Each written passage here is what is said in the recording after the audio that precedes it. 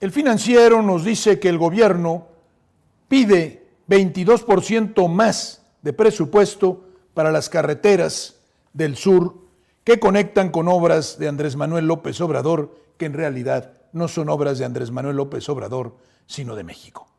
En el paquete económico 2024, el gobierno propuso destinar 35,135.5 millones de pesos a carreteras, principalmente del sur-sureste, para conectar las obras insignia de AMLO.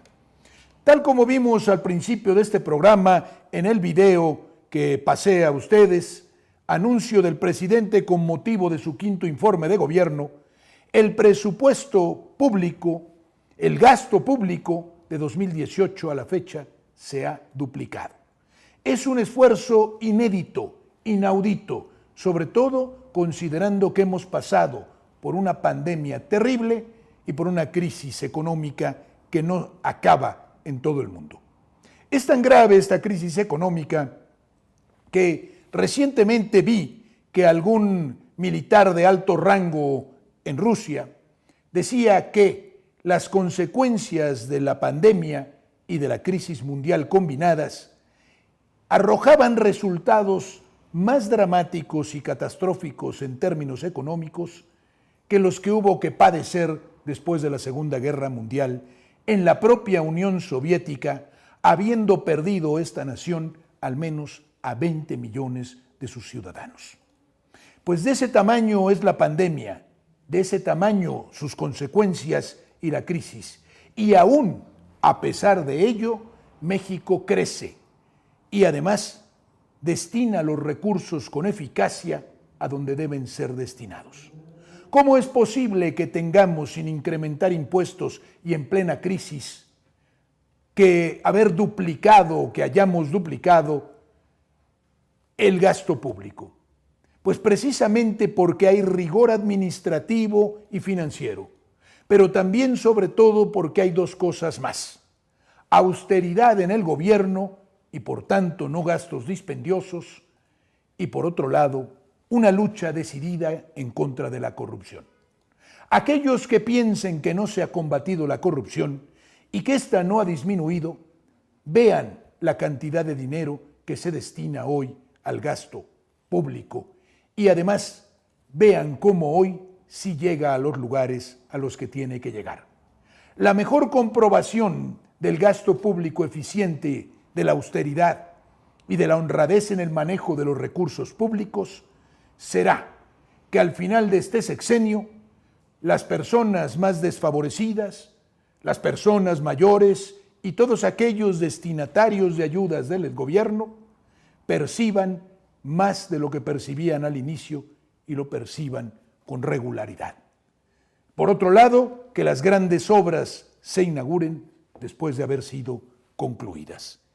Y como el sureste, como el sur, ha sido una región olvidada por todos los gobiernos, y como inclusive la candidata, la ahora candidata de la oposición, Xóchitl Gálvez, tiene interesantísimas ideas sobre nuestros hermanos del sur, en particular los chiapanecos, porque ella piensa que no están acostumbrados a trabajar tanto como ella en contratos públicos que le dieron sus amigotes. Pues es necesario que nosotros que sostenemos que nuestros hermanos del sur no es que no quieran ni sepan trabajar, sino es que nunca han tenido las oportunidades necesarias y han vivido en el olvido y en el abandono y despreciados y discriminados, tengan hoy la mayoría de los recursos y las grandes obras que ha llevado a cabo este gobierno. Por eso se piden esas cantidades para construir las carreteras, la infraestructura que conecte a los grandes proyectos, entre los que el más importante desde mi punto de vista, como ya lo dije hace 8 días, es el transísmico. Esa obra grande de ingeniería que sustituirá, al menos en una gran parte, las labores que lleva a cabo o que se llevan a cabo en el Canal de Panamá. AMLO busca destinar más de 222,000 millones de pesos a obras prioritarias. Este viernes, Hacienda entregó al Congreso de la Unión el paquete económico 2024. Nada más 222,000 millones de pesos a obras prioritarias. Y no se desatiende el resto. Existe una visión concreta de gran país.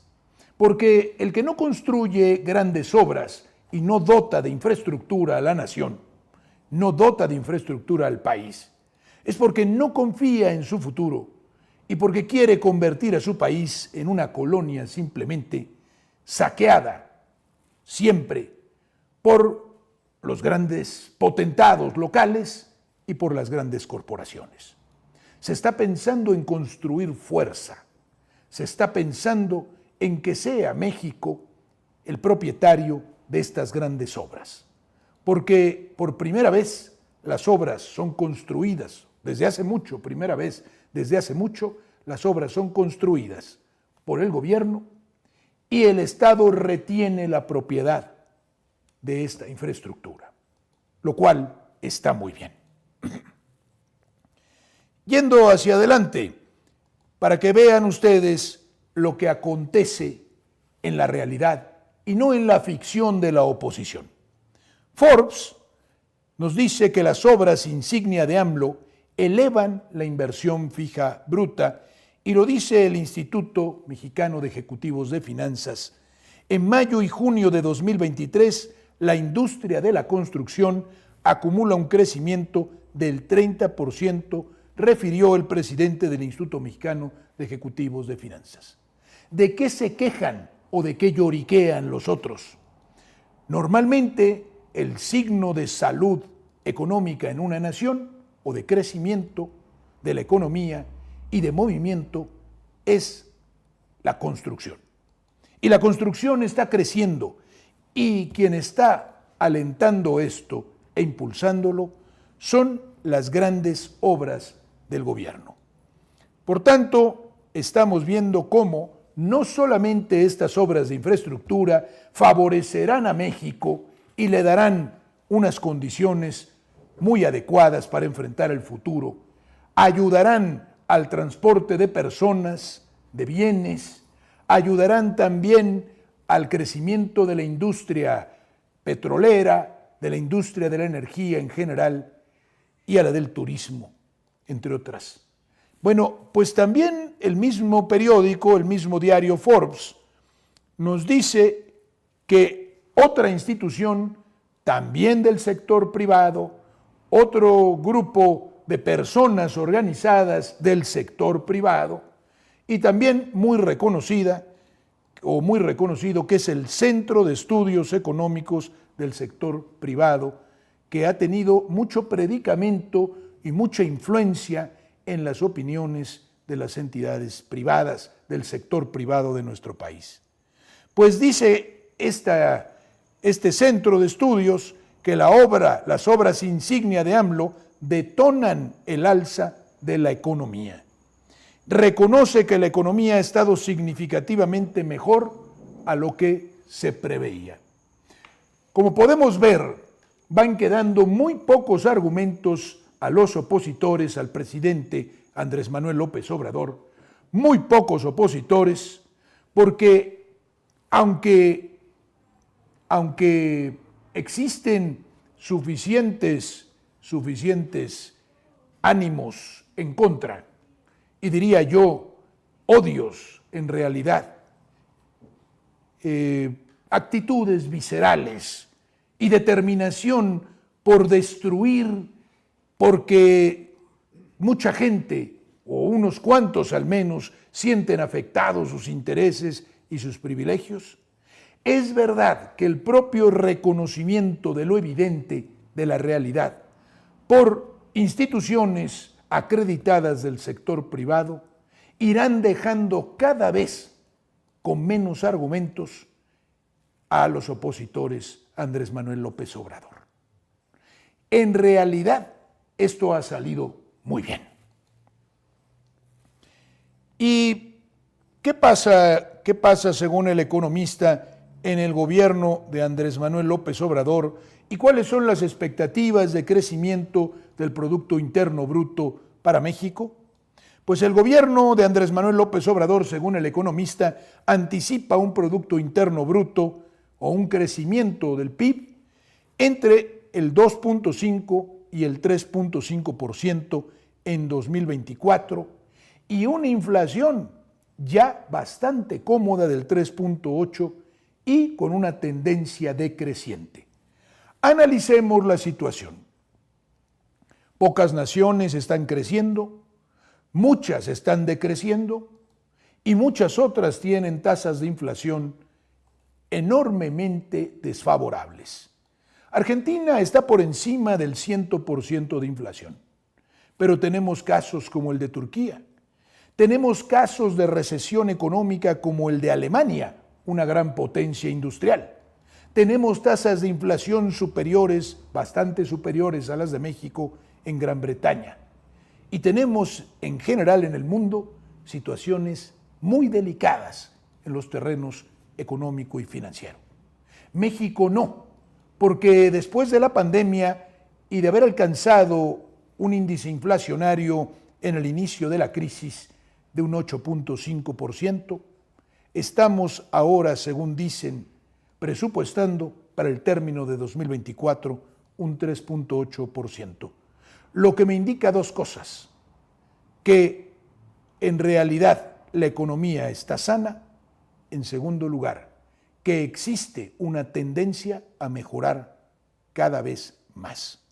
Los enemigos del presidente y los gritones que todo lo ven mal siempre dicen: qué mal, qué poco se creció en este sexenio o qué poco se habrá crecido al final de los 6 años. Y en términos absolutos es verdad.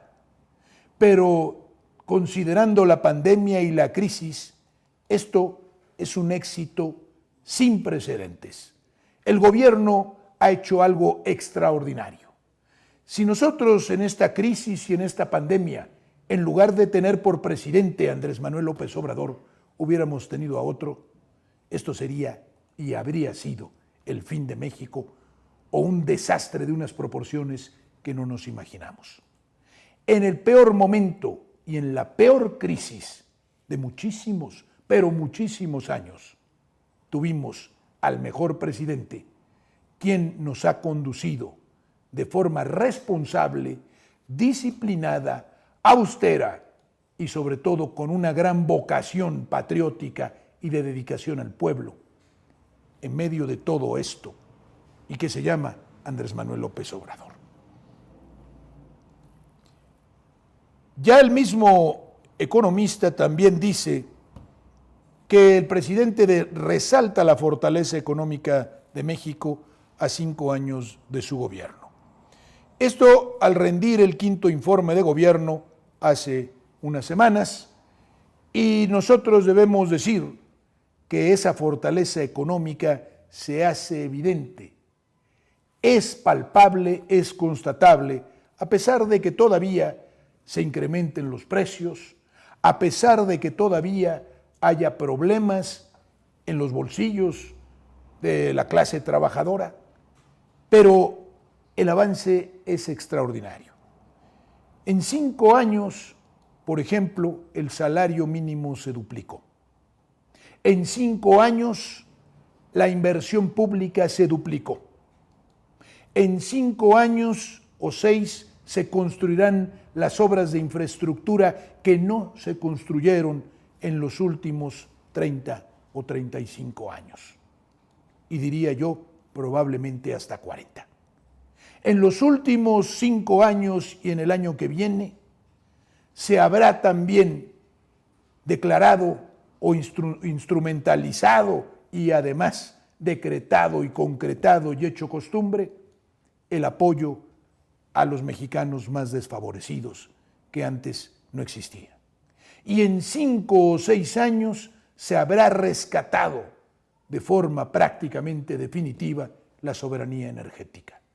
No son pocas cosas, y todo se lo debemos a un gran hombre que tomó la decisión de servir a México. Forbes: la próxima semana México recuperará categoría 1 en aviación. Después de todos los problemas que se han enfrentado por la resistencia de las líneas de aviación, de las líneas aéreas, para utilizar el aeropuerto Felipe Ángeles, que ha empezado a ser usado por la aerolínea mexicana de aviación rescatada por el gobierno actual, después de haber sido víctima de un fraude o de una quiebra fraudulenta, instrumentada por el señor Gastón Azcárraga, prófugo, delincuente, y luego los problemas de las otras aerolíneas mal administradas por sus propietarios y también con problemas. Todos ellos utilizando las ventajas que les daba la quiebra de Mexicana de Aviación para hacer injusta e ilegal utilización de los slots, que son los derechos de volar a determinadas horas, en determinados horarios y a determinadas locaciones. Y después de eso y la resistencia, parece ser que el presidente ganará, porque ha avisado que el aeropuerto internacional de la Ciudad de México ya está saturadísimo, ya no aguanta más. Hay que ir al aeropuerto de Santa Lucía, hay que ir al aeropuerto Felipe Ángeles, y para esos efectos y en contra de los torcidos intereses de algunos pseudoempresarios, negociantes, que como ya hemos visto, administran mal las empresas y cuando pueden las quiebran. Después de eso, pues parece ser que tendremos un aeropuerto ya funcionando y recuperando una categoría que habíamos perdido, entre otras cosas, precisamente no por errores del gobierno, sino por mala administración de las aerolíneas y la corrupción de sus cómplices de los gobiernos anteriores, que iban a ser un grandioso, un maravilloso aeropuerto, cuyos cimientos eran la corrupción, el saqueo, el robo y las complicidades nefastas. El Financiero: ¿están seguras sus inversiones? Dice Andrés Manuel López Obrador, le responde a Fitch por recorte a bonos del nuevo aeropuerto internacional de la Ciudad de México.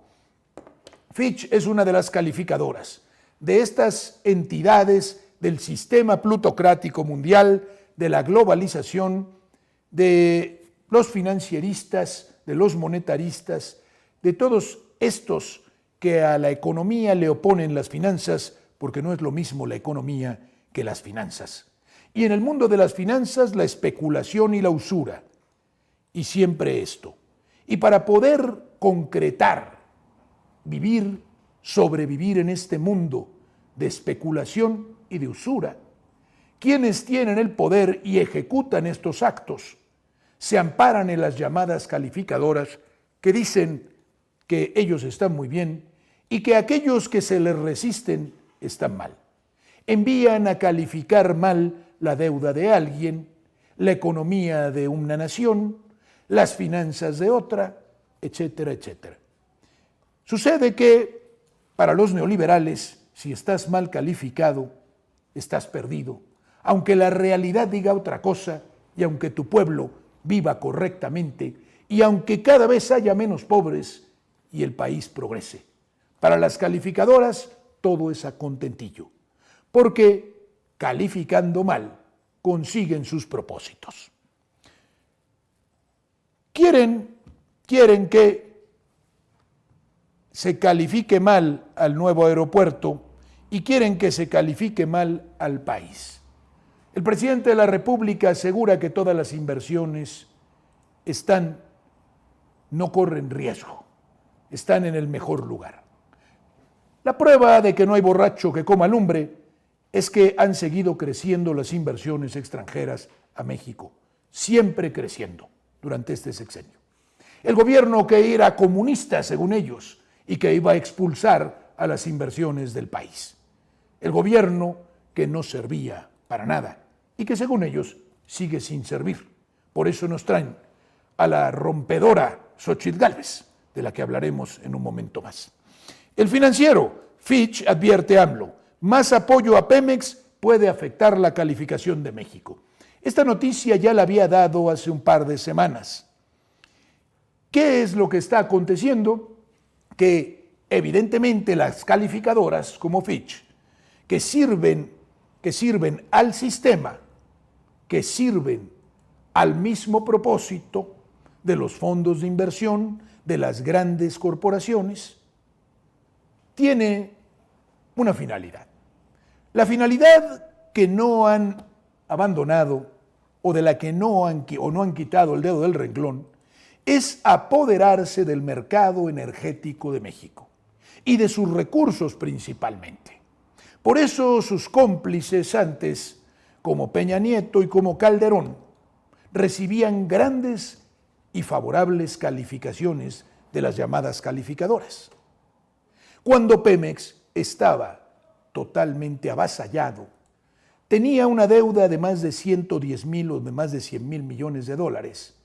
No servía a ninguna de las refinerías que estaban produciendo al 34% en promedio ponderado. Y por otro lado, ya no estábamos explorando y la Comisión Federal de Electricidad tenía infraestructura vieja y que ya casi no servía. Porque mientras todo esto acontecía, se reformaba la Constitución para permitir que entrara la inversión privada y que prácticamente se privatizaran CFE y Pemex. Y las privatizaciones por conducto de las leyes eran una cosa. Lo otro era que además de fragmentar a estas empresas para hacerlas inviables, desde dentro se entregaban contratos ilegales a muchos particulares extranjeros y aún nacionales para que proporcionaran el servicio, por ejemplo, de electricidad y pudieran subir a la red eléctrica nacional la electricidad que producían con mayor favor y en mejor condición que la propia Comisión Federal de Electricidad. Lo mismo sucedía en la exploración en los campos petrolíferos que llegó a impedir este presidente en las rondas petroleras que se estaban llevando a cabo y que estaban consumando el atraco a la nación. Pero ahora que el presidente respalda a Pemex y que quiere rescatarlo con dinero público como corresponde, porque a fin de cuentas a Pemex el propio fisco le quitó una gran cantidad de dinero, tanto así como el dinero necesario para operar. Siendo así, no está nada mal que con el propio dinero del gobierno se rescate a esta empresa y se pague su deuda. Eso no le parece a las calificadoras porque ven un peligro en que Pemex esté rescatado y vuelva a ser parte de México, o sea, la empresa de nosotros los mexicanos y sirva a los propósitos nacionales. La política online, tras críticas de AMLO, Fitch dice que baja la nota mexicana y vean ustedes si ya no es por problemas económicos, porque difícilmente nos pueden decir que tenemos caos financiero o caos económico, que nuestra macroeconomía no está bien, que somos irresponsables, que tenemos déficits. Nada de eso lo pueden decir. Y entonces ahora una calificadora aliada a las grandes corporaciones dice que se baja la nota mexicana, es decir, nuestra calificación, como malos alumnos, como díscolos estudiantes, se baja nuestra calificación por falta de gobernabilidad. Vaya que nunca se había gobernado con tanta presencia y eficacia, o por lo menos no en las últimas décadas. Hay gobernabilidad porque hay presidente, porque hay orden, porque hay quien manda y porque además las instituciones funcionan, inclusive de mala manera aquellas que han adoptado la conducta de oponerse por oponerse al presidente y por defender sus intereses particulares, como el Poder Judicial, la Suprema Corte de Justicia. Pero de esto es de lo que acusan ahora al gobierno mexicano. Dice esta calificadora que con un clima más estable, la calificación sería más elevada. Descartan cambios en la nota del soberano pese a la baja en Pemex. Están muy preocupados. Si hubiera un clima más estable, es un clima tan inestable que las inversiones privadas extranjeras siguen llegando y creciendo año con año. Tal vez no les están haciendo caso a las calificadoras.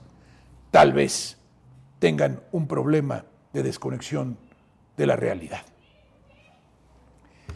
Frente a lo que este gobierno ha hecho, frente a sus actos, pero también a sus proyectos y sobre todo a su pensamiento, a la idea, al modo con el que concibe al gobierno, a la nación y al pueblo. Frente a esto, que es defensa irrestricta de la soberanía nacional, respaldo a las clases más necesitadas y a las personas más necesitadas por justicia social y participación democrática del pueblo en todas las decisiones y un gobierno verdaderamente respaldado, emanado del pueblo y respaldado por éste. Frente a todo eso, viene la oposición a plantear algo que llaman disruptivo y también outsider. Vamos a tratar de entender qué nos quieren decir por boca, por voz de su candidata, esta candidata impresentable que ahora se llama a sí misma una outsider, es decir, alguien que viene de fuera, que no pertenece al régimen, a los sistemas políticos ni a la clase política. ¿Nos dice Xóchitl Gálvez algo nuevo? No.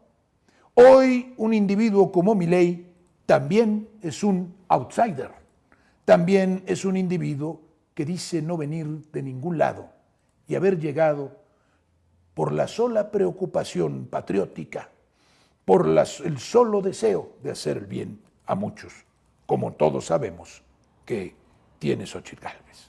La llama que no se apaga dentro de su pecho por favorecer a México. Por ejemplo, destruyendo su soberanía. Por ejemplo, acabando con el gran trabajo de rescate de la energía.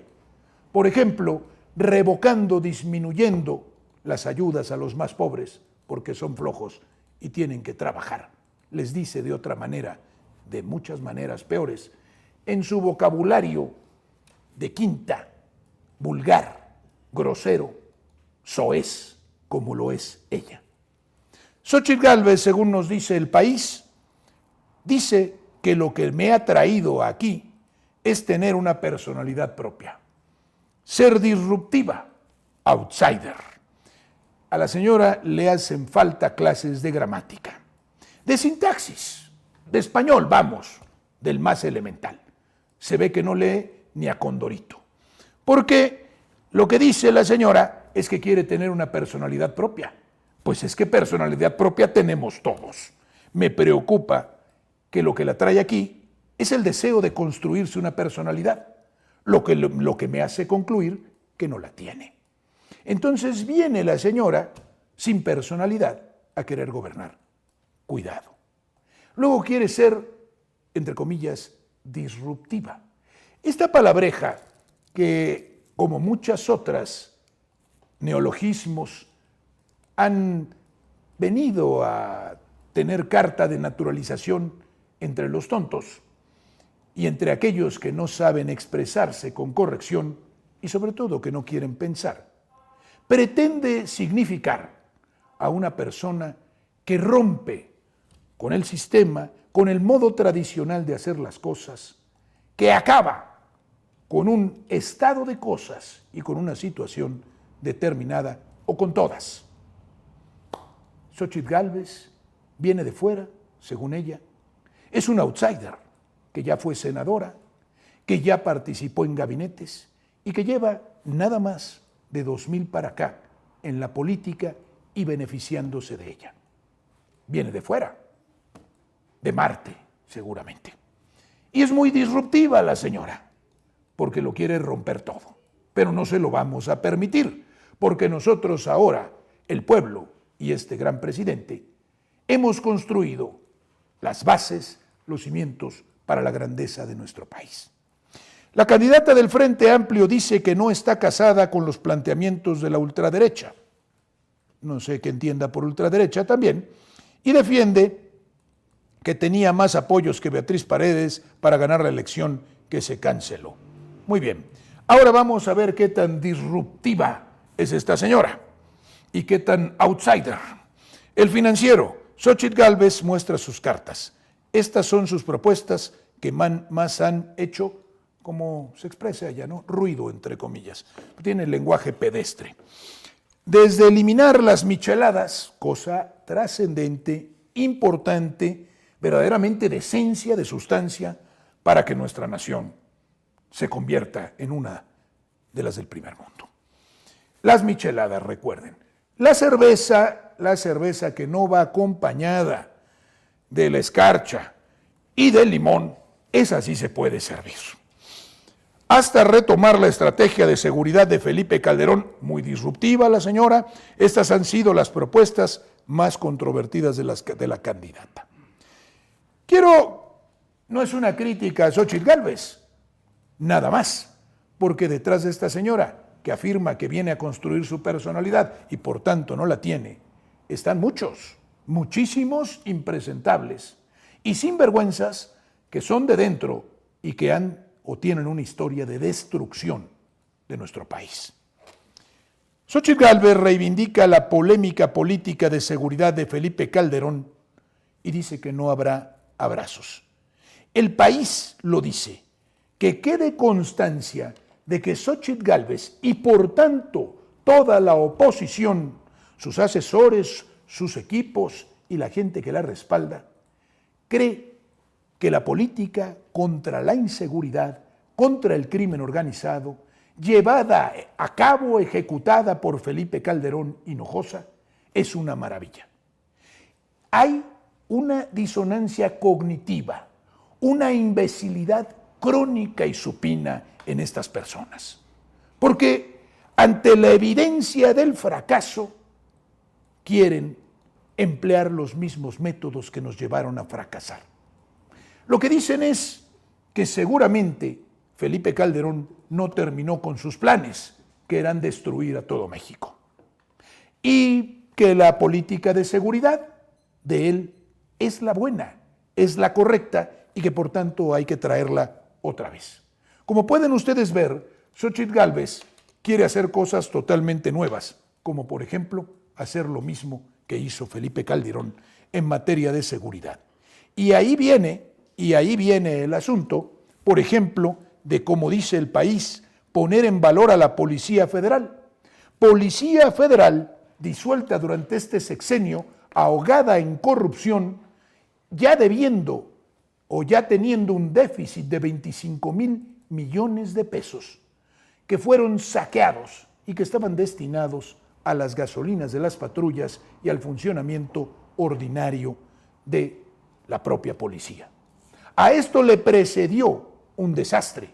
Lo que le precedió fue el que su jefe, su anterior jefe, y después jefe indirecto o jefe superior más bien, García Luna, se coludiera con el crimen organizado en nombre de su patrón Calderón y destruyera al país, aliándose, desde luego, a los organismos secretos o los organismos de inteligencia, más bien de los Estados Unidos, para que inundaran a nuestro país de armas, como en el programita Rápido y Furioso y muchos otros más.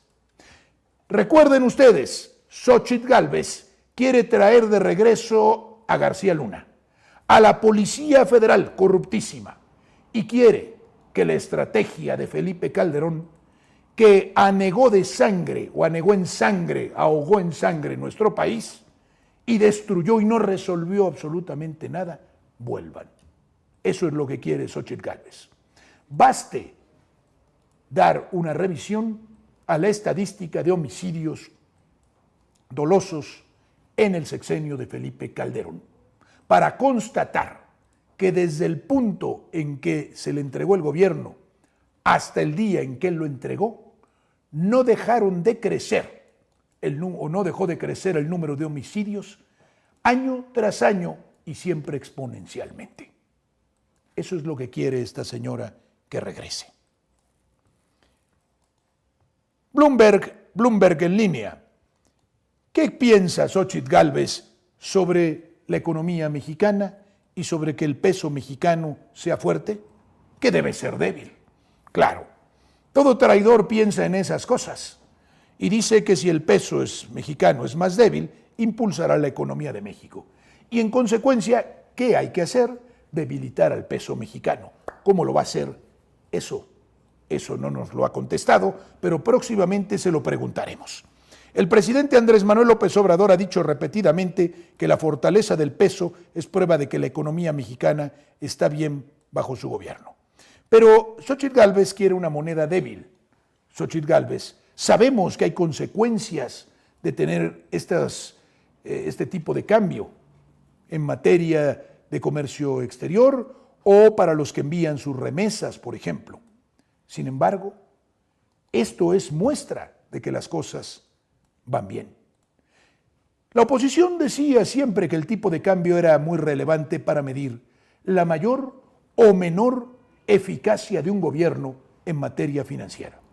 Hoy que el peso está muy sólido y que el dólar cada vez baja más en precio, hoy precisamente esa oposición que decía que en rigor neoliberal había que tener moneda fuerte, dice que es una tragedia que el peso esté tan fuerte, lo dice por boca de Xóchitl Gálvez y dice indirectamente que hay que ver cómo le hacemos para hundir a nuestra moneda. Esa es Xóchitl Gálvez. CNN nos hace un recuento de lo que durante al menos este sexenio, y ya venía desde antes, la misma candidata de la oposición al actual gobierno hacía. La reforma energética de AMLO no va a pasar, según la senadora Xóchitl Gálvez, no en el momento en que se planteó, ni tampoco ahora que el presidente plantea seguir adelante por este camino. La reforma energética del presidente de México, Andrés Manuel López Obrador, representaría un retroceso en materia ambiental, según el análisis de la senadora por el Partido Acción Nacional, Xóchitl Gálvez. La senadora no le ve futuro a la reforma, pues asegura que se trataría de promover energía sucia, cara y escasa. Esto fue lo que dijo a Fernando del Rincón. Claro, ella tiene compromisos inconfesables con las grandes corporaciones de las que es empleada, como sus cómplices son empleados. Y para que nos demos una idea de lo que se piensa en asunto de tanta importancia como es la soberanía energética, leamos la entrevista rápidamente y comentémosla que le hizo Bloomberg a Xóchitl Gálvez, en particular en los aspectos de energía. Xóchitl Gálvez buscará reforma energética radical de llegar a la presidencia de México. ¿Qué entiende Xóchitl Gálvez por una reforma energética radical? Entiende revertir lo que se ha hecho en este sexenio, entiende concluir con la privatización de Pemex y de CFE, con la tarea que quedó interrumpida cuando un presidente patriota, soberanista como Andrés Manuel López Obrador llegó a la presidencia de la República. Por eso no debemos permitir que esta persona llegue a la presidencia, porque representa oscurísimos intereses y porque es un caballo de Troya. Es una traidora a México cuando propone lo que ahora ustedes van a escuchar. Dice Xóchitl Gálvez en la entrevista en la Ciudad de México, no prometió privatizar la empresa, no prometió, pero ganas no le faltan. Pero dijo que respetaba la equivalente brasileña Petrobras que cotiza en bolsa. Este escenario ya lo vivimos. Estas mentiras de empezar a compararnos con petroleras extranjeras y luego mentir porque muchos mexicanos no saben qué acontece en otros países. Y no saben, por ejemplo, que la mayoría de las empresas más eficientes petroleras y gaseras del mundo pertenecen a los estados y son administradas por los gobiernos. Y eso acontece en Arabia Saudita, en Irán, en China, en Rusia, en Venezuela, en los países que producen más petróleo y también producen mayor cantidad de gas. Nos vienen a contar historias que no corresponden a nuestra realidad. Y Xóchitl Gálvez, si bien es cierto, le será muy complicado, primero llegar a la presidencia de la República y después hacer esa privatización mediante una profundización de las reformas llamadas estructurales, sí es cierto que por la puerta de atrás, un gobernante como ella, un traidor, puede privatizar sin que formalmente aparezca la privatización. Petrovázquez cotiza en México no tiene los recursos, empieza como siempre otra nota característica de la oposición. Son agachones, siempre dicen que somos un país de quinta, que no tenemos recursos materiales, que la cantidad de gente capacitada no alcanza, que no servimos para nada y que siempre debemos ser auxiliados como país de segundo orden por alguien en el extranjero. Porque no confían en ellos y creen que todos los demás somos iguales. México no tiene los recursos por sí solo para transformar su sector energético y su economía. Ah, no. ¿Y a quién vamos a acudir? ¿A quién le vamos a pedir? Ya lo hicimos antes y miren el desastre. Y se debe acoger la inversión privada para acelerar el desarrollo de manera responsable. Precisamente lo que no han hecho ellos es ser responsables nunca. Tenemos un problema muy grave de que las empresas del Estado, la cantaleta, el dogma, el mantra repetido ad nauseam, ad infinitum por los neoliberales. Tenemos un problema muy grave de que las empresas del Estado son pésimas para administrar el dinero del mexicano y son pésimas para ser productivas. ¿Quieren ejemplos? Y Gastón Azcárraga sale por ahí. Los monopolios y los oligopolios construidos en México sin competencia, violando las reglas del mercado y aprovechándose de la corrupción y la complicidad con los gobiernos de turno. Y las pésimas empresas como la de la REA, que no le dio a México una red ferroviaria de verse, no obstante la cantidad de concesiones que tenía. Y la minería, que no favoreció a México. Y otras tantas más. No, pero no me importa, porque quiero defender el planeta. El de los simios es el que quiere defender la señora. ¿Y a mí qué me importa que defienda el planeta? Que se inmole con Greta Thunberg y con todos esos payasos. El presidente o presidenta de México debe defender a México, no al planeta.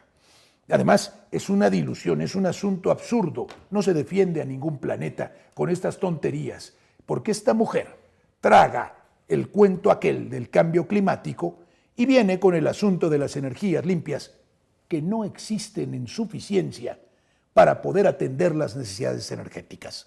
Y que además se ha demostrado que no son tales y que además no son las importantes, porque sabemos que China construye la más grande refinería del mundo, porque sabemos que Estados Unidos invierte en eso, porque sabemos que las guerras que se libran hoy en el mundo son por gas, son por petróleo, son por ductos. Gálvez se enfrenta a la exalcaldesa de la Ciudad de México, Claudia Sheinbaum, protegida del presidente Andrés Manuel López Obrador, en las elecciones del próximo junio. Si bien López Obrador no puede postularse para la reelección, su gran popularidad le dificultará el camino de Gálvez hacia la victoria. Sheinbaum, ingeniera ambiental, enfrentará la compleja tarea de continuar con el legado del presidente y al mismo tiempo mejorar sus propias credenciales ecológicas. Esas son las más importantes, ya saben ustedes. Gálvez, senadora respaldada por una coalición de partidos de oposición que espera convertirse en la primera presidenta del país, dijo que le gustaría reabrir las rondas de licitación petrolera que el presidente estatista, así califica Andrés Manuel López Obrador, dicen estatista al patriota, detuvo después de asumir el cargo en 2018. Cuidado, nos está diciendo claramente Xóchitl Gálvez que es tan disruptiva que quiere continuar el trabajo de Calderón y de Peña Nieto y de Salinas para acabar finalmente con Petróleos Mexicanos y entregar, mediante estas rondas de licitación petrolera, nuestros recursos naturales, la explotación de estos en exclusiva a las grandes corporaciones. Y Pemex colapsará y México será una nación paria dependiente en su energía de muchos, sin soberanía energética. Al mismo tiempo, Gálvez comentó que es una defensora de la energía renovable en el planeta de los simios y que buscaría invertir en hidrógeno y energía solar, lo que revertiría algunas de las políticas actuales de López Obrador. Vaya, a ver cuándo le da la energía solar y el hidrógeno para sustituir al petróleo y al gas. en el año 2100. Si no tienes dinero para explorar, siempre habla de forma pedestre, si no tienes dinero para explorar, sí te ayuda la inversión privada. Dijo Gálvez, una ingeniera que salió de la pobreza. Usted y yo sabemos cómo salió de la pobreza. Vendía gelatinas y hoy, mediante contratos públicos, es millonaria. Y además era política. Y fundó una exitosa consultoría centrada en la eficiencia de la construcción. Miren nada más. Para mí, Petrobras es un buen modelo. El mejor de todos son sus empresas. ¿Cómo volverse rico sin trabajar?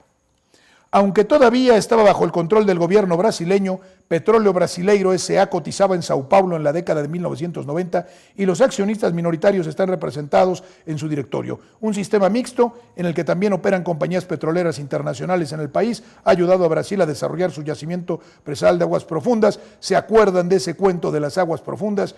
Que son tan profundas que nosotros, mexicanos, no podíamos llegar, porque las aguas profundas repelen a todo aquel que tiene ciudadanía o nacionalidad mexicana, según la experta Xóchitl Gálvez y todos los otros sinvergüenzas que decían esto para privatizar. Los críticos argumentan que las políticas energéticas nacionalistas de México, que han impuesto a Pemex la carga de desarrollar la mayor parte del territorio petrolero de México, representan una oportunidad desperdiciada, donde una potente combinación de deuda creciente, mala gestión y proyectos fallidos se han combinado para arrastrar a la petrolera estatal. El asunto no es que Pemex esté mal, el asunto es que ellos la saquearon y la endeudaron. Y Pemex, sin ser saqueada y resolviendo su deuda, será una empresa extraordinariamente viable y productiva. La producción de crudo ha disminuido casi todos los años desde 2004. ¿Por qué? Les cuento. Porque a propósito disminuyeron la producción. No exploraron, no produjeron, para privatizar. Y ahora produce menos de la mitad que en ese entonces. Mientras tanto, la carga de deuda de Pemex se ha disparado a más de 110,000 millones, lo que la convierte en el productor de petróleo más endeudado del mundo. Son locos y nos quieren conducir a la esquizofrenia estos. Ellos mismos endeudaron a Pemex, ellos mismos redujeron la producción, ellos mismos la pusieron al borde de la quiebra. Y ahora ellos dicen, qué mal está, vamos a privatizar. Pero sin privatizar, quedémonos con el cascarón. Peor aún, Pemex está perdiendo dinero en un momento en que sus rivales globales perciben enormes ganancias debido al repunte de los precios del petróleo. ¿No que era el mundo de las energías limpias? Y entonces, ¿por qué ganan tanto? Confesado por la misma Xóchitl Gálvez, las petroleras. AMLO mantiene a la empresa en cuidados intensivos, ya que considera que la independencia energética es un objetivo noble para el país. Y ha invertido más de 77,000 millones en inyecciones de capital, exenciones fiscales y proyectos energéticos de Pemex desde 2019. No es un objetivo noble para el país, es materia de seguridad nacional y de construcción de soberanía. Y sin soberanía y sin cuidado de la seguridad nacional, cualquier nación está perdida. Es un asunto de supervivencia. Criticó a López Obrador por tapar a Pemex con dinero. Ellos la destaparon. La compañía petrolera más endeudada del mundo, ellos la endeudaron y ella pertenecía a esos gobiernos. Es outsider, no se les olvide. Y construyeron una mega refinería que sufrió enormes sobrecostos y retrasos. Ellos no construyeron ninguna, simplemente destruyeron las que había y las llevaron a producir a un ritmo del orden del 34% de su capacidad. En paralelo, su gobierno cortó las alas de un próspero mercado de energía verde, pobrecitos, al debilitar la independencia de los reguladores. No, señor, los reguladores eran cómplices de las grandes transnacionales que saqueaban al país. Lo que llevó a que se otorgaran menos permisos para proyectos renovables, como debía ser, importaciones de combustible y terminales. Muchos proyectos han quedado en el limbo o abandonados, afortunadamente, porque no son los proyectos que favorecen a México. Hay que ser muy estúpidos, dice, para apostarle al combustible fósil porque además de caro, es sucio. Señora Xóchitl Gálvez, los chinos son estúpidos. Los rusos son estúpidos. Las grandes petroleras, Shell y British Petroleum, son estúpidos. Vaya, es que usted es un genio o una genio. Es el colmo de la estupidez y que todavía haya gente que crea esto. Sosteniendo el potencial que México tiene en hidrógeno verde, en renovables, todo es potencial. Lo de hoy, ¿quién lo resuelve? Hay política pública en energías limpias, no hay duda, dijo Gálvez, quien agregó que las medidas de López Obrador habían perjudicado a los inversionistas. Qué bueno, pero no perjudicaron ni a México ni a su pueblo. Para eso sirve un gobernante, no para favorecer a inversionistas. Ella está más preocupada por esos inversionistas que además no eran tales, eran piratas. Viniste a abrir plantas de generación eólica, solar, y después no las pudiste conectar. ¿Quién? Por el berrinche del gobierno de querer apostarle a los combustibles fósiles. No cabe duda de que estamos ante una disruptiva. La señora vive en la dimensión desconocida y quiere perpetuar la política de hace 40 o 30 años. Y nos dice que ella va a cambiar todo, a revolucionarlo todo, porque es muy verde. Volver a las subastas petroleras, insiste, y joint ventures, que es privatización, podría significar que Pemex obtendría el apoyo financiero y técnico que tanto necesita. No es cierto, obtendría su sentencia de muerte.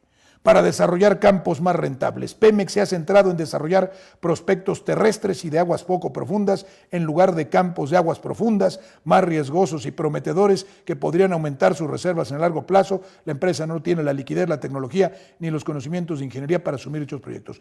Esto mismo se decía ya hace muchos años, más de 10 años, cuando empezaron con el asunto de reformar la Constitución para privatizar a Pemex.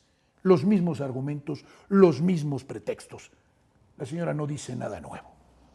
Gálvez dijo que utilizaría petróleo extraído con la ayuda de inversionistas externos para la industria petroquímica en lugar de electricidad. ¿Cuál industria petroquímica?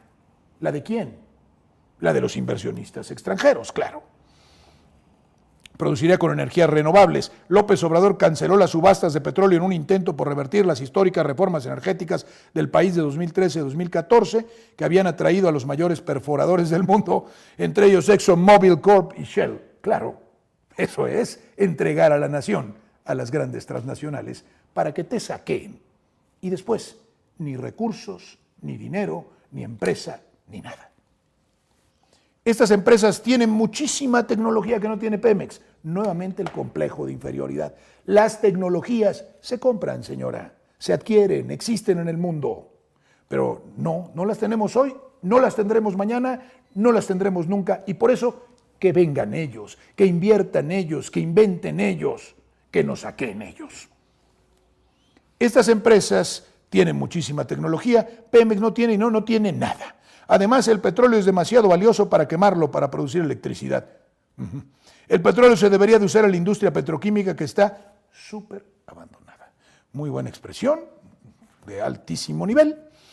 La jornada nos dice de la estridencia, más que la labor legislativa, el sello de Xóchitl Gálvez, la botarga energética y verde, vean ustedes si no, de dinosaurio verde, son las energías verdes.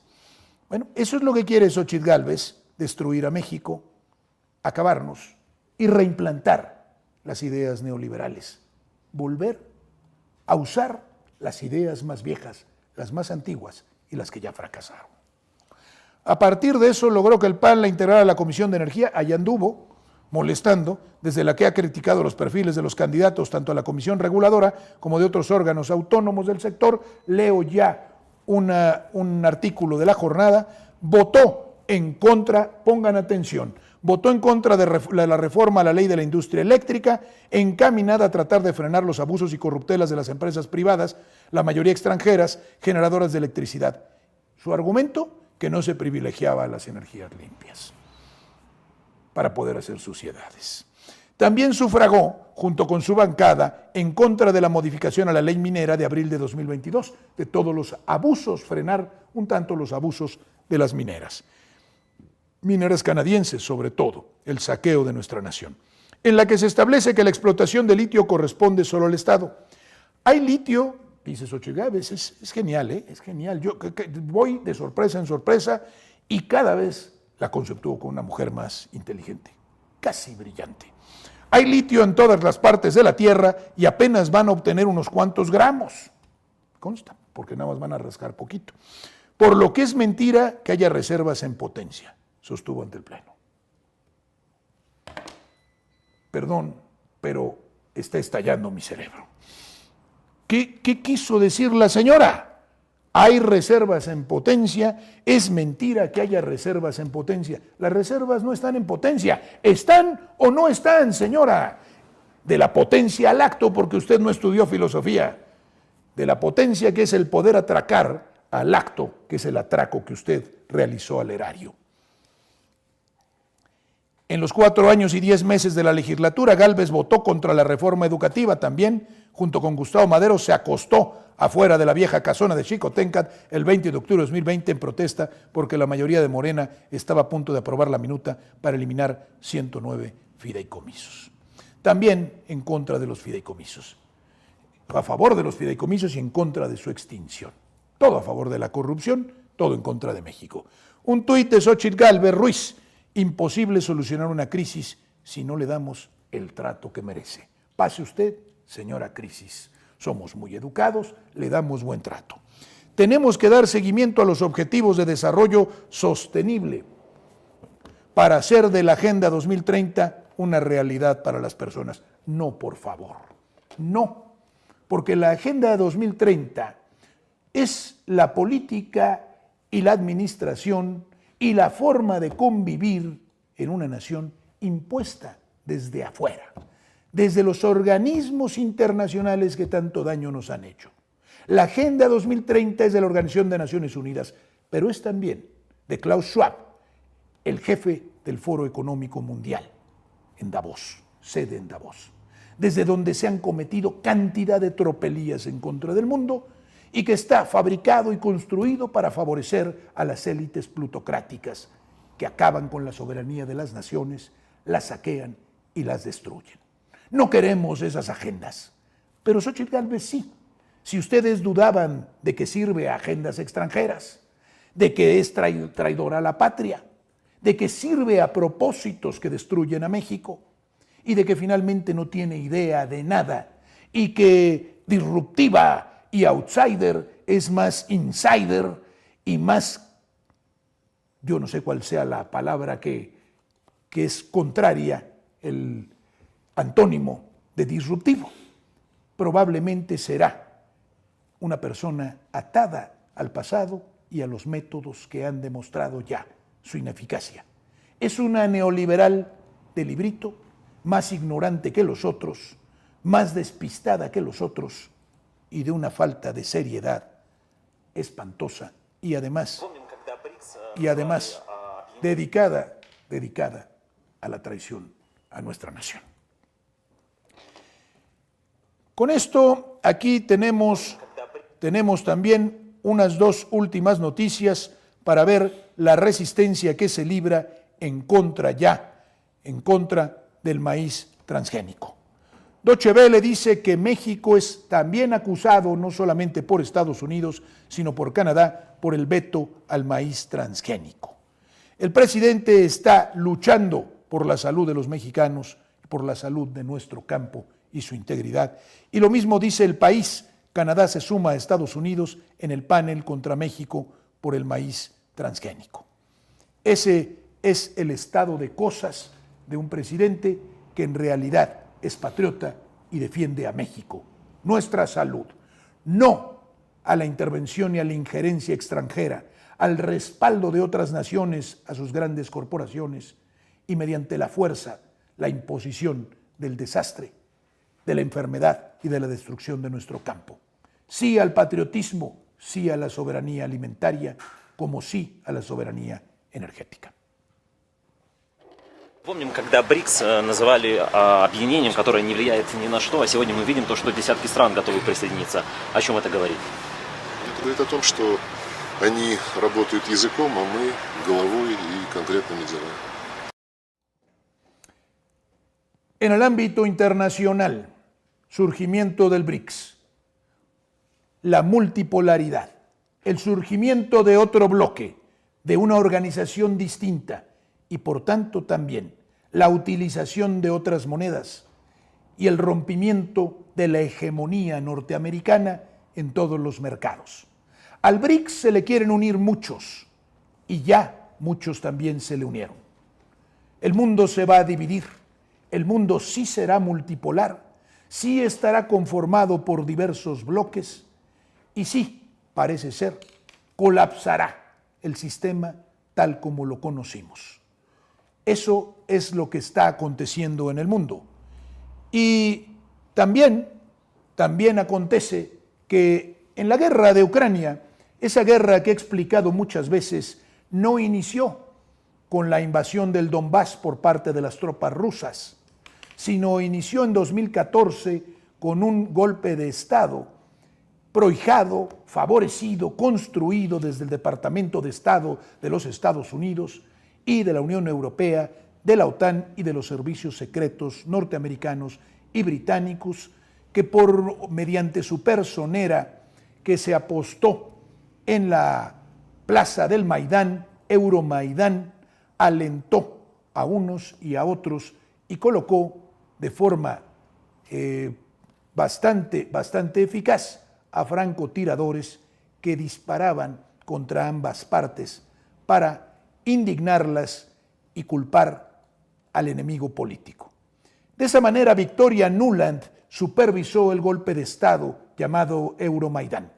Y después Estados Unidos reconoció a un dictador, reconociendo la legalidad de un golpe de Estado, dado en contra de un presidente democráticamente electo. Y reconociendo a este dictador, reconoció a los que le sucedieron. Y reconociendo a ellos, solapó el genocidio que iniciaron y no consumaron, para desgracia suya, en el Donbass, que era una región en la que vivían y viven personas de lengua y cultura rusas, y que vivían como ciudadanos ucranianos de segunda, como parias, los niños sin educación, sin servicios sanitarios, para que sufrieran las consecuencias de sentirse rusos.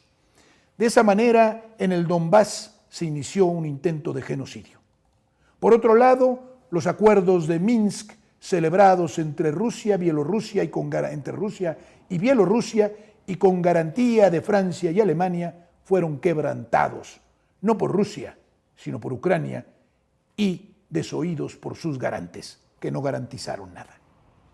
Y finalmente, el antecedente remoto de la promesa incumplida, hecha, formulada por la OTAN y por los Estados Unidos a Rusia, cuando colapsaba la llamada Unión de Repúblicas Socialistas Soviéticas, de que la OTAN, órgano militar de Occidente, que tenía razón de ser en su lucha contra el bloque soviético, el bloque comunista, que no se extendería esta organización, no afiliaría más países que el último afiliado, que era la República Federal Alemana, porque la República Democrática Alemana, que había quedado del lado del bloque socialista, pasaba ya a formar parte de Alemania reunificada. Pues todo eso aconteció y después las tropas rusas, ante esta situación y el peligro de que la OTAN incorporara a Ucrania, último escalón, última tentativa del bloque occidental, de la OTAN, de los Estados Unidos y de la Unión Europea, incorporar a Ucrania y desde Ucrania pudiera lanzar misiles de corto y de mediano alcance sobre territorio ruso. Todo eso hizo que Rusia invadiera esta región y antes fomentara la independencia de Crimea mediante un referéndum. Hoy, después de 500,000 muertos y heridos en el frente, después de sacrificados muchísimos jóvenes, cientos de miles, y después de destruida una nación mártir, que es la nación ucraniana, después de eso viene el momento de firmar los acuerdos de paz. La paz de los sepulcros, la paz de los cementerios. Pero mientras tanto, los signos de derrota de Ucrania, que ha sido personero de las grandes corporaciones y de los intereses ajenos a la propia Ucrania. En Ucrania, el presidente Zelensky hijo de Kolomoisky, el hijo político y económico de él, un magnate, un plutócrata, dueño de medios de comunicación en Ucrania y mafioso, individuo que lo financió y lo invitó a la serie televisiva del presidente, en donde Zelensky tenía otro nombre, la serie televisiva donde Zelensky hacía las veces de presidente de la República sin serlo. Un mal actor que pasó de actuar a seguir actuando, pero en la realidad. El presidente de Ucrania presenta al nuevo ministro de Defensa, Rustem Umerov. ¿Por qué? ¿Por qué elimina al anterior? Porque esto está haciendo agua. El nuevo ministro designado, nuevo ministro de Defensa, designado Rustem Umerov. Para presidir, para presidir el liderazgo o hacer las funciones de liderazgo en el Ministerio de Defensa de Ucrania. Y lo mismo, pues, en el alto mando de las Fuerzas Armadas de Ucrania y hacer de cabeza, hacer de líder de las unidades más importantes del ejército ucraniano que están en el frente, de las pocas tropas que quedan. ¿Y cómo sabemos que esto se acabó? Pues sabemos que se acabó porque también esta noticia de Bloomberg lo dice. El futuro de Ucrania no está en la OTAN, no está en la Organización del Tratado de Libre Comercio, que fue la intentona que ocasionó la guerra, porque la única petición de Rusia para no invadir fue que Ucrania renunciara a su incorporación a la OTAN. Si Bloomberg ya dice que el futuro de Ucrania no está en la OTAN, esto constituye o representa la derrota de Ucrania. Y así tenemos también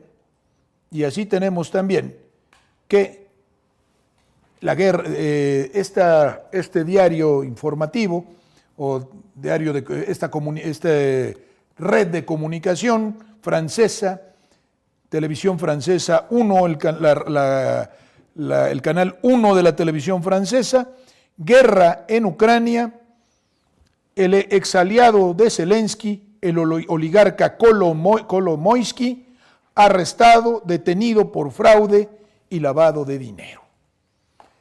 Otro signo, otro símbolo de que el fin está ya muy cerca. Kolomoisky es un aliado de los occidentales, es un aliado de la OTAN, es un aliado de los Estados Unidos y es realmente quien construyó a Zelensky.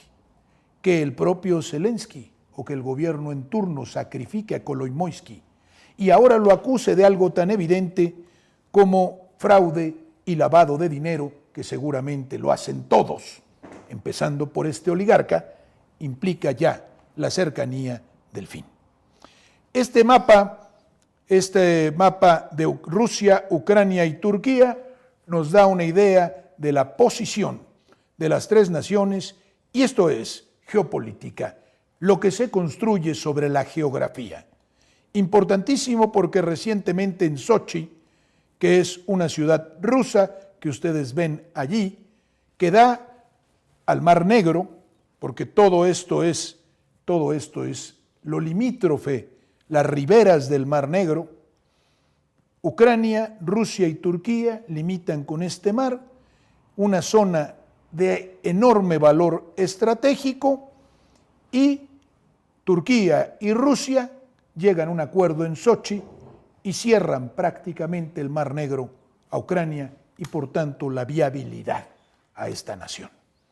Otra razón para prever el fin, la derrota, el acabamiento y la destrucción de esta nación. Sin embargo, no se equivoquen. Los grandes ganadores aquí son los mismos de siempre. Las grandes corporaciones que se apoderarán de Ucrania, que ya tienen los recursos de Ucrania desde hace tiempo y que después de haber endeudado con las armas que le mandaron y los préstamos a esta nación, cobrarán con creces y además reconstruirán lo destruido, como siempre lo hacen. Ellos destruyen, ellos reconstruyen y siempre ganan.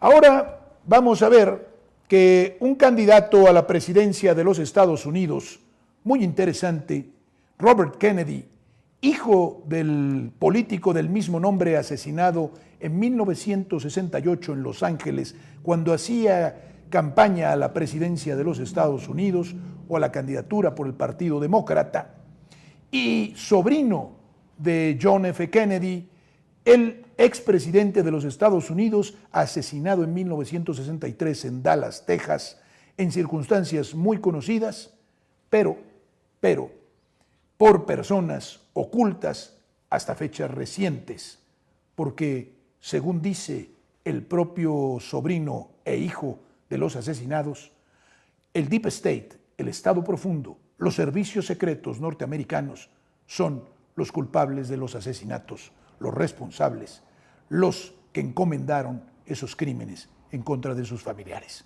Hoy él dice cosas tremendas que jamás pensamos oiríamos en boca de un político norteamericano. Pero tanto Trump como él ya están diciendo cosas así y parecen muy similares, aunque uno pertenece al Partido Demócrata y el otro al Republicano, en sus planteamientos, en sus ideas, en su crítica del sistema de gobierno y del sistema plutocrático que rige en los Estados Unidos. Crítico de las vacunas, crítico de la versión oficial de la pandemia, crítico de la guerra en general y finalmente, como lo veremos ahora, vamos a hablar o vamos a escuchar a Robert Kennedy hablando de que en Ucrania y denunciando a su propio gobierno, el gobierno estadounidense construyó laboratorios de guerra biológica y además esto fortalece la verosimilitud o la verdad en realidad de la acusación que hizo Rusia de que al entrar sus tropas había encontrado tal cosa. Victoria Nuland kind of blithely announced during congressional testimony last year that, oh, by the way, we have these biolabs in Ukraine. Yeah. And that was like kind of ignored, and the people who covered it got attacked for covering it. But the fact remains there are U.S. biolabs in Ukraine. Why would we have biolabs in Ukraine? We have labs in Ukraine because we're developing bioweapons, and and those bioweapons are using all kinds of new synthetic biology and CRISPR technology and genetic engineering techniques that were not available to previous generation, and they can make frightening stuff. What happened was, when we walked away from, when the Patriot Act reopened the bioweapons arms race in 2001, the Pentagon began putting a lot of money into bioweapons, but they were nervous at that time because if you violate Geneva, the Geneva Convention, it's a hanging offense. And they weren't sure that that provision in the Patriot Act would actually hold up as a loophole to treaties that had been ratified by Congress. So they were nervous about actually going full force into bioweapons development. So they transferred the authority for biosecurity to one agency in the HHS called the National Institute for Infectious and Allergic Diseases, run by Anthony Fauci. So Anthony Fauci got all the responsibility for bioweapons development. He got at that time una acusación muy seria, pero que no solamente evidencia la hipocresía de un gobierno que ha dicho que no tiene armas químicas, mucho menos biológicas, que no hace guerra biológica, y que por este tipo de armas químicas o biológicas ha atacado y destruido naciones, diciendo que está prohibido usarlas, que es un crimen de lesa humanidad fabricar estas armas y utilizarlas. Y sin embargo ellos las fabrican, las tienen y por tanto tienen deseo de utilizarlas. Esto es lo primero. Pero lo segundo es la conexión que hace Kennedy con la probable utilización en pandemias y además el asunto de las vacunas. Es decir, cómo esta es una gran industria además, porque junto con estos males se fabrican las vacunas. Interesante la posición de este hombre e interesante la lucha que se libra en Estados Unidos entre las dos visiones del mundo, que ya no están identificadas con un partido o con otro. Ya hay gente en el Partido Demócrata o en el Republicano a favor de esta versión y hay gente en ambos partidos a favor de la otra versión. El mundo multipolar o el mundo unipolar. El mundo tal como lo conocimos con los grupos poderosísimos, concentradores de riqueza y de todo el poder, o un reparto de la riqueza y del poder. Vamos a ver qué es lo que acontece. Y mientras tanto, RT nos dice que, y esto lo dice el ministro de Exteriores de Hungría, miembro Hungría de la Unión Europea, que el mundo se ríe de la Unión Europea por las sanciones a Rusia, sostiene el canciller de un país del bloque. Y dice, sería una exageración barroca y poética decir que las sanciones contra Rusia han logrado paralizar la economía rusa, señaló el ministro de Exteriores húngaro. Han servido para maldita la cosa. En África la situación sigue y tal como lo expuse hace 8 días, no se trata lamentablemente, ojalá fuera así, ojalá me equivocara, o al menos de forma minoritaria estuviera aconteciendo que las naciones y los pueblos africanos se liberaran del yugo colonial y lograran de una vez por todas darle una vida digna a sus pueblos.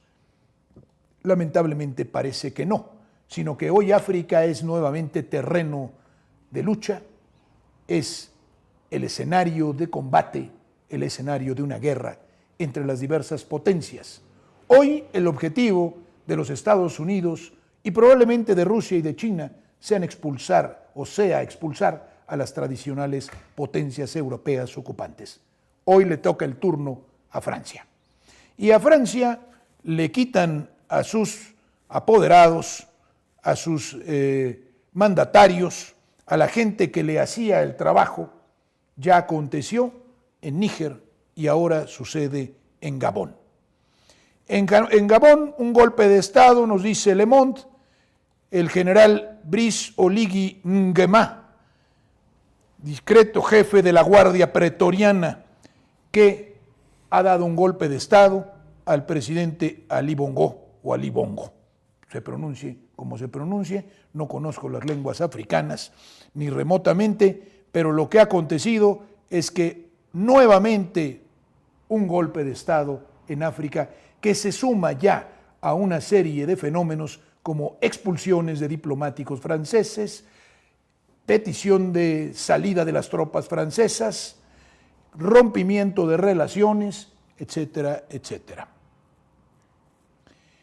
Golpe de Estado en Gabón, lo dice también France 24, la diplomacia francesa puesta a prueba nuevamente, y no es la diplomacia francesa, ya es la guerra secreta que libran o se libra en contra de Francia y de Alemania. Por eso RT nos dice que Macron cree que el contexto internacional se ha endurecido y existe el riesgo de que se debilite Europa. No es un riesgo. Europa está sumamente debilitada, ha perdido esta guerra, Francia pierde la posición en África, pero en realidad, gracias a los traidores gobiernos que han tenido Francia y Alemania, estas dos naciones dejarán ya de ser potencias y sucumbirán, tal parece. Por eso también tengo esta noticia de unas declaraciones de Hans Werner Sinn, presidente emérito del instituto se llama IFO. Alemania es el nuevo hombre enfermo de Europa. Gracias o debido a la gran crisis económica que tiene, que es no solamente una recesión, sino un fenómeno creciente de desindustrialización de esta gran nación industrializada. ¿Por qué el hombre enfermo de Europa? Así se le llamó a Turquía a principios del siglo XX. Una nación prácticamente o que inicia un proceso de inviabilidad. ¿Quién lo iba a decir? Francia y Alemania, dos grandes potencias en quiebra, en decadencia y en problemas serios. Efectos colaterales de una guerra perfectamente planteada para derrotarlos. Ya cuando Francia,